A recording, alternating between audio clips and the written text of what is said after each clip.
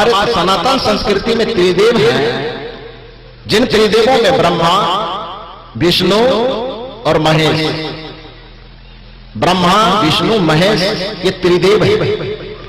इन त्रिदेवों की वंदना और पूजा हम क्यों करते हैं? ब्रह्मा की पूजा हम क्यों करते हैं? क्योंकि कहा जाता है कि ब्रह्मदेव ने पूरे सृष्टि को बनाया। विष्णु की हम पूजा क्यों करते हैं? क्योंकि यह कहा जाता है कि भगवान विष्णु सृष्टि का पालन पोषण करते हैं, पालन करता है। और भगवान शिव की पूजा हम क्यों करते हैं? क्योंकि यह कहा जाता है कि भगवान शिव हमारे पापों का संहार करते हैं। ये तीन मान्यता के अनुसार तीनों देवताओं की उपासना पूजा हम करते हैं। ब्रह्मा की सृष्टि करने के कारण, विष्णु की सृष्टि का पालन पोषण करने के कारण, और शिव का पापों का संहार करने के कारण। ईमानदारी से बताइए आप कि इस बात को केवल आज तक सुनते आए हैं कि इस बात को देखे भी हैं? इस बात को केवल सुनते आए हैं कि देखे भी हैं? केवल सुनते ना आए हैं। किसने सुनाया आपको? आपके पिता ने सुनाया होगा, दादा ने सुनाया। दादा से भी जाके पूछिए आप कैसे जानते हैं, आपके दादा भी कहेंगे हमारे बाप ने सुनाया था। उसको भी जाके पूछिए आपको कौन कहां से देखे, वो भी कहेगा हमारे पिता ने सुनाया था। जितना पीछे आप बढ़ते जाएंगे सब कहेगा कि हम देखे नहीं हैं, हमारे पीछे वाले हमको सुनाया। वो कहेगा हमारे पीछे वाले हमको सुनाया। और सुनते सुनते खोजते खोजते जड़ में पहुंचोगे तो पता चलेगा कि सब सुने सुनाई बात को जीवन भर रट रहा है। तो वास्तविकता यह है कि जिस ब्रह्मा के विषय में यह मान्यता है कि ब्रह्मा ने सृष्टि बनाया, उस ब्रह्मा को हमने अपने नजर से नहीं देखा, आपने अपने नजर से नहीं देखा, फिर भी उस ब्रह्मा की पूजा करने के पीछे हम पागल हैं। लेकिन उस ब्रह्मांड के बनाने वाले ब्रह्मा को हम नहीं जानते हैं, किंतु ये 3.5 हाथ के ब्रह्मांड को किसने बनाया है, उस पिता और माता रूपी ब्रह्मा को हम जानते हैं। जानते हैं कि नहीं जानते हैं? इसको जानते हैं कि नहीं जानते, ये बताइए। ये पूरे ब्रह्मांड वाले सृष्टि का किसने निर्माण किया? क्योंकि अध्यात्म शास्त्र कहता है कि यथा पिंडे तथा ब्रह्मांडे, जैसा ब्रह्मांड है उस ब्रह्मांड का छोटा सा अंश या शरीर है। उस ब्रह्मांड में भी 5 तत्व है, मिट्टी, पानी, आग, हवा और आकाश। इस 3.5 हाथ के ब्रह्मांड में क्या क्या लगा है? इसमें भी वही 5 तत्व लगा हुआ है। अध्यात्म शास्त्र के जितने सारे व्याख्याता हैं, जितने सारे संत ऋषि महर्षि हैं, सबका यह कथन है कि पूरा ब्रह्मांड का एक छोटा सा प्रतिरूप यह जीवन है, यह मानव का शरीर है। तो आप यह बताइए कि उस बाहर वाले सृष्टि का, बाहर वाले ब्रह्मांड का किसने निर्माण किया? उस ब्रह्मांड को तो हम नहीं देखते हैं, लेकिन इस 3.5 हाथ के ब्रह्मांड को किसने बनाया? उस ब्रह्मा को हम और आप जरूर देखते हैं। उस ब्रह्मा का नाम है माता और पिता, इसलिए उस माता पिता की पूजा करनी चाहिए।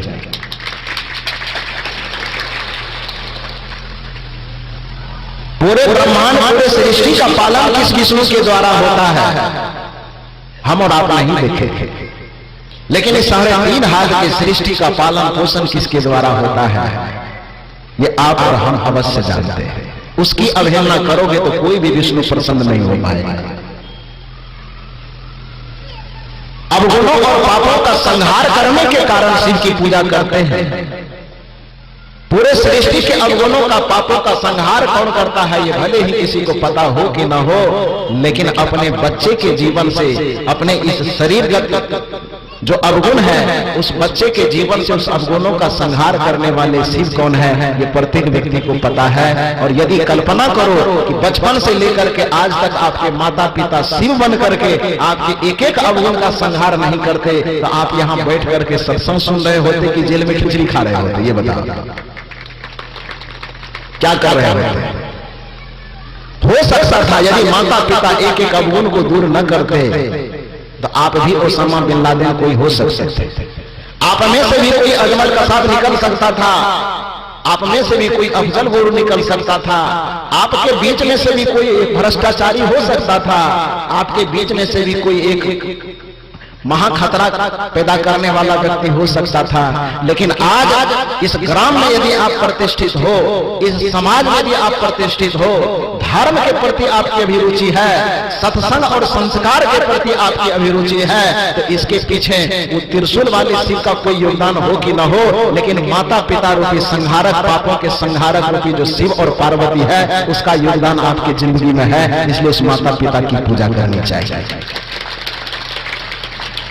दुनिया का कोई ऐसा बच्चा नहीं होगा जो इस बात को नहीं स्वीकार करेगा कि हमारे माता पिता हमारे भूल को कैसे दूर कर गए थे। और यदि माता पिता आपके भूल को दूर न करे तो इतने बड़े अपराधी आप हो जाओगे कि जिसकी गणना करना बहुत मुश्किल है। कहा जाता है एक बार सुल्तान डाकू को पुलिस के द्वारा पकड़ लिया गया, जेल में जब बंद किया गया तो जेल में बंद करने के बाद केस चलते चलते अचानक उस फांसी की सजा सुनाई गई। जब फांसी पड़ने वाला समय आया तो उसको पूछा गया कि बताओ तुम्हारी अंतिम इच्छा क्या है। सुल्ताना डाकू ने कहा कि हमारी अंतिम इच्छा यह है कि हमको मेरी मां से एक बार भेंट करवा दिया जाए, क्योंकि पिताजी तो बचपन में ही शरीर छोड़ दिए। मां सिर्फ जिंदा है, हमारे परिवार में सिर्फ मां ही है, हम उसके इकलौते बेटे हैं। हमसे अंतिम इच्छा पूछी जा रही है, तो बस इतना ही कहूंगा कि एक बार जाते जाते मेरी मां से मुझे मुलाकात करवा दिया जाए। प्रशासन ने कहा कोई बात नहीं, उसके मां को बुला दिया गया। जेल के फाटक पर जाकर के मां अपने बेटे के सामने होती है तो बेटा भी रो रहा है कि अब मैं जा रहा हूं इस दुनिया से। मां भी रो रही है कि एक लौता बेटा था, अब सदा के लिए चला जाएगा, कल फांसी हो जाएगी।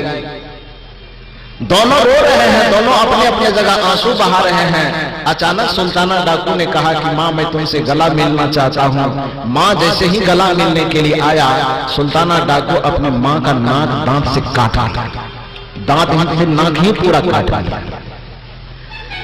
जब अपने मां का नाक काट लिया तो मां जोर से चिल्लाई।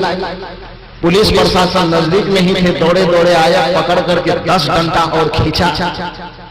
सुल्ताना डाकू को कहा कि अरे पापी, एक तो अपने पाप कर्म के कारण तुम फांसी पर लटकने जा रहा है, और फांसी पर जाते जाते भी तू ये अपराध कर रहा है कि तुम अपने मां का नाक काट लिया। ये कितना बड़ा अपराध किया, कितना बड़ा पाप किया। सुल्ताना डाकू ने कहा कि मैं पाप किया कि पुण्य किया, अब तो इसकी फैसला नहीं हो सकती, मैं बता भी नहीं सकता, लेकिन मेरा हृदय कहता है कि इसके नाक को काट करके मैंने बहुत अच्छा काम किया है। प्रशासन के लोगों ने पूछा कि आखिर नाक काटना, वो भी अपनी मां का, ये कैसे अच्छा काम हो सकता है। सुल्ताना डाकू ने सुनाया कि मैं मरने के लिए तो जा रहा हूं, लेकिन पूरे दुनिया को एक संदेश देना चाहता हूं, पूरे दुनिया के मां को भी एक संदेश देना चाहता हूं। और गौर से सुनो, यदि आप मां हो तो आपको भी ये बढ़िया से सुनना चाहिए। सुल्ताना डाकू ने कहा कि पूरे दुनिया के मां को मैं एक संदेश दे करके जाना चाहता हूं। आखिर आज मैं फांसी पर लटकने क्यों जा रहा था। जब मैं बच्चा था, बचपन में ही मेरे पिताजी स्वर्गवास हो गए। मेरी मां ही थी, मेरी मां ही मेरे संस्कार का ख्याल रख सकती थी, मुझे एक अच्छा इंसान बना सकती थी। लेकिन बचपना में पढ़ करके भुलावे में आकर के जब मैं एक दिन कहीं गया और किसी के मुर्गे का 2 अंडा चुरा करके ले आया, मुर्गी का अंडा। जिस समय मैं मुर्गी का अंडा चुरा करके लाया तो मेरी मां को उस समय मुझे रोकना चाहिए, समझाना चाहिए। मेरी मां समझाई नहीं, मेरी मां रोकी नहीं। उस अंडा को चुराने के कारण जब मेरी मां मुझे कुछ समझाए बगैर ही शांत हो गई तो मेरा मन धीरे धीरे बढ़ते गया। अंडा चुराने से लेकर के कभी किसी का गेहूं चुराने लगा, कभी किसी का मकई चुराने लगा, कभी किसी का गाय चुराने लगा, कभी किसी का भैंस चुराने लगा, फिर उससे भी आगे बढ़ा सोना लूटने लगा, चांदी लूटने लगा। चोरी करते करते मनोबल इतना बढ़ गया कि मैं बहुत बड़ा भयंकर डकैत बन गया। और उस डकैती के परिणाम में जब मैं पकड़ाया तो आज जेल में बंद हूं। आज उसके अंतिम परिणति तक पहुंचा हूं कि उसी डकैती के चलते आज मैं फांसी पर लटकने जा रहा हूं। मैं अपने मां के नाक को काट करके पूरे दुनिया के माताओं को यह संदेश देना चाहता हूं कि यदि यह बचपन में ही जिस समय मैं अंडा चुरा करके लाया उसी समय ये भगवान शंकर का रूप लेकर के मेरे पापों का, मेरे अवगुणों का संहार कर देती, 2 तमाचा देती गाल में और कहती कि बेटा ये अपराध तूने क्यों किया है, जिसका अंडा लाए हो उसके यहाँ लौटा करके दे आओ। तो माँ का एक तमाचा हमको ऐसा इंसान बना देता कि आज हम यहाँ पर फांसी के तख्ते पर लटक नहीं हो रहे होते, बल्कि हम भी देश के एक अच्छे नागरिक होते। चूक हो गई मेरी मां से। उसको जिस समय भगवान शंकर की तरह संहारक बनना चाहिए, 2 तमाचा मार करके मेरे अवगुण को खत्म करना चाहिए, उस समय मेरे अवगुण को वो खत्म नहीं किया। परिणाम यह हुआ कि वो अवगुण बढ़ते बढ़ते बढ़ते बढ़ते मैं इतना भयंकर डाकू हो गया और आज मैं फांसी पर लटकने जा रहा हूं। मूल रूप से कहने का अभिप्राय यह है कि माता पिता आप प्रत्येक व्यक्ति के लिए भगवान शंकर की भांति है। माता पिता को भगवान शंकर के रूप में देख करके उसकी पूजा करो। पूजा करने का मतलब कि प्रेम से, अरे उसको एक गिलास पानी भी आप प्रेम से दे दो तो अमृत से बढ़ करके है उसके लिए।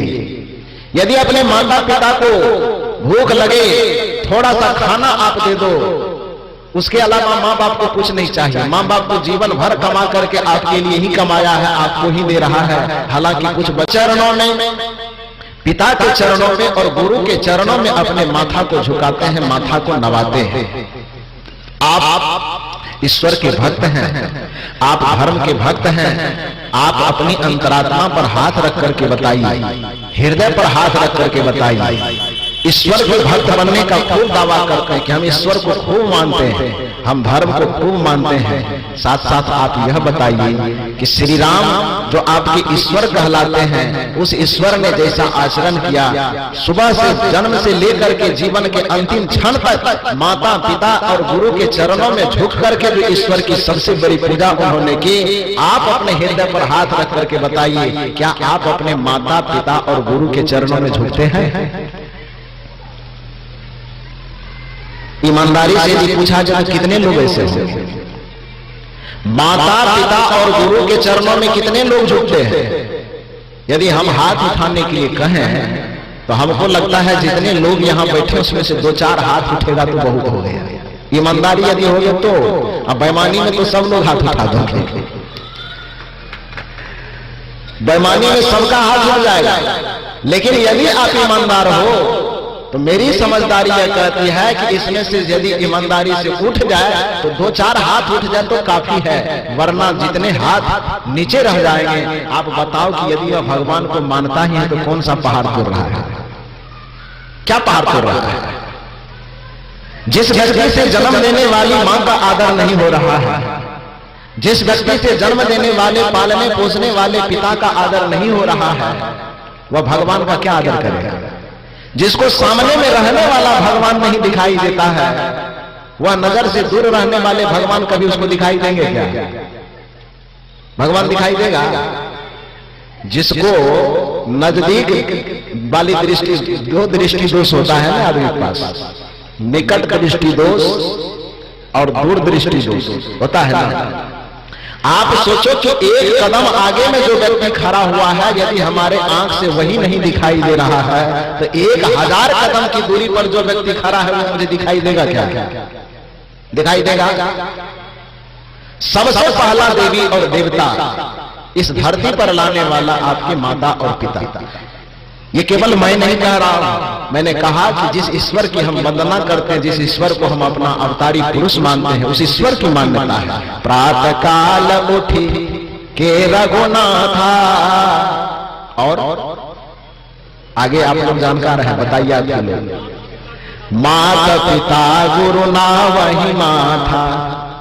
प्रातः काल जग करके जो रघुनाथ हैं, जो प्रभु हैं, वो क्या करते हैं? माता पिता और गुरु के चरणों में अपना शीश झुकाते। यही से पूजा की शुरुआत। आप इस शुरुआती पूजा में पिछड़ रहे हो और दंभ भरते हो कि हम ईश्वर की प्राप्ति करने निकले हैं, दंभ भरते हो कि हम ईश्वर को मानते हैं, दंभ भरते हो कि ईश्वर का बड़ा पुजारी हमसे ज्यादा कोई नहीं है। अरे मूर्ति को पानी आप न पिलाओगे तो मूर्ति का गला नहीं सूखेगा, लेकिन आप अपने मां को 1 गिलास पानी नहीं पिलाते, आपकी मां प्यासे मर सकती है। एक गिलास यदि पानी आप अपने माँ को प्रेम से पिला देते हो, एक गिलास पानी प्रतिदिन प्रेम से अपने पिता को पिला देते हो, तो याद रखो कि इस धरती पर 7 जन्म में बैजनाथ जी पर जाकर के जितना पानी चढ़ा सकते हो, उससे ज्यादा फल एक गिलास माता और पिता को पानी पिलाने से मिल जाएगा। ये कोई दंत कथा नहीं है, यह हकीकत। माता पिता का कितना उपकार है। लोग कहते हैं